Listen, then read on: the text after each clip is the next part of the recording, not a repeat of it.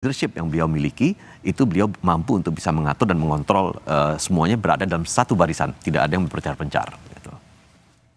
Oke, kembali lagi ke Bung Hermawi ini, kalau udah ditemuin, udah di Pak Prabowo juga terbuka mengatakan mengajak koalisi, gabung ke sana. Ya, jadi seperti yang kita tegaskan beberapa kali bahwa pertemuan itu hanya silaturahmi. Tadi saya mau menanggapi Pak Wihab. Tapi ditawarin kan? Iya, jadi kalau ditawarin ini sudah berulang-ulang. Ketika tahun lalu kami ke Hambalang, Pak Prabowo juga mengatakan begitu. Pak Surya menjawab, kita ini berteman sudah 40 tahun, kita sudah memilih jalan sendiri-sendiri, biarkan saja jalan sendiri-sendiri, kita tetap merawat persahabatan kita, yang jelas kita sama-sama membangun bangsa. Tapi saya mau jawab tadi, Pak Wihadi mengatakan mau mengajak kita mensejahterakan rakyat, menuju Indonesia emas, segala macam. Kita semua sependapat, tapi kita tidak harus di dalam.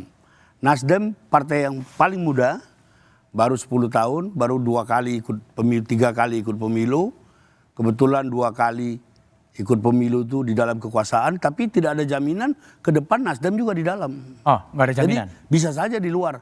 Itu tergantung nanti komunikasi dan dialog kita dengan akar rumput, dengan 2000-an anggota DPRD kita, tergantung juga dinamika politik. Yang jelas di dalam atau di luar kita akan tetap maksimalkan partisipasi kita dalam pembangunan menuju kemajuan Indonesia.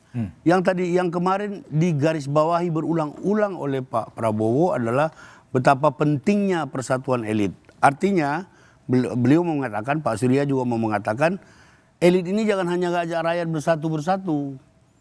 Tapi elit ini betul-betul menyatukan, mensinergikan seluruh kekuatannya, dan bersatunya elit itu tidak harus berarti di dalam semua.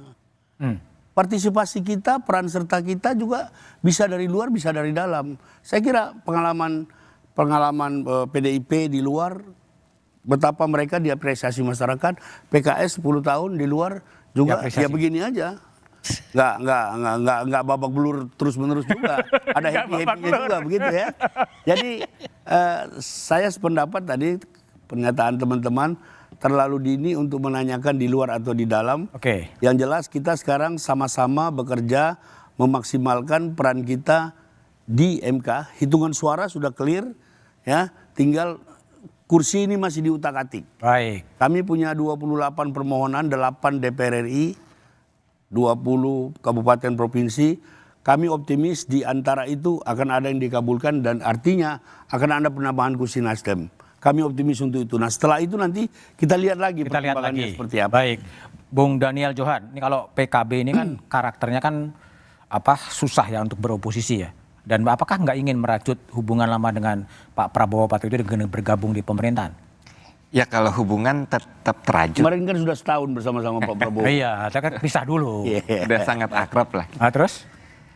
Tetapi gini ya, saya rasa demi Indonesia demokrasi berjalan dengan baik, saya rasa bukan hal yang sehat juga kalau seluruh yang ada, partai pemenang yang ada bergabung di dalam satu koalisi besar ya. Sehingga saya rasa Indonesia agar lebih bisa dinamis, kepentingan rakyat juga ada yang bisa menyuarakan, nah kekuatan yang di luar pemerintahan pun tetap ada ya.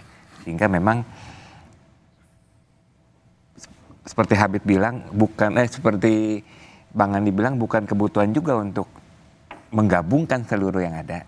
Karena justru kebutuhan Indonesia adalah kita juga butuh kekuatan partai yang di luar. Berarti luar. Dan PKB belum menentukan pilihan juga mau di mana ya? Dan PKB belum, tetapi tentu nanti pilihan terbaik. Oke, baik. Selain posisi di pemerintahan yang juga menjadi perdebatan adalah posisi ketua DPR. Apakah kemudian partai pemenang pemilu otomatis akan menjadi ketua DPR? Kita bahas setelah jeda berikut ini.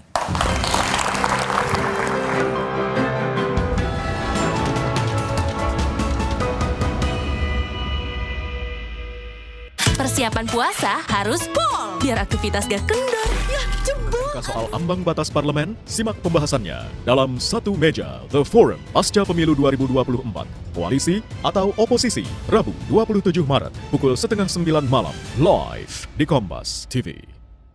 KPU telah menetapkan hasil rekapitulasi pemilu 2024. Ada 8 partai politik yang lolos ke DPR RI lewat pemilu 2024. Beberapa partai yang tidak lolos ke Senayan juga mengajukan gugatan ke Mahkamah Konstitusi. Lalu bagaimana peta politik di Senayan ke depan? Siapakah ketua DPR selanjutnya? Dan bagaimana DPR membahas putusan MK soal ambang batas parlemen? Simak pembahasannya dalam Satu Meja The Forum pasca pemilu 2024. Koalisi atau oposisi? Rabu 27 Maret pukul 8:30 malam live di Kompas TV.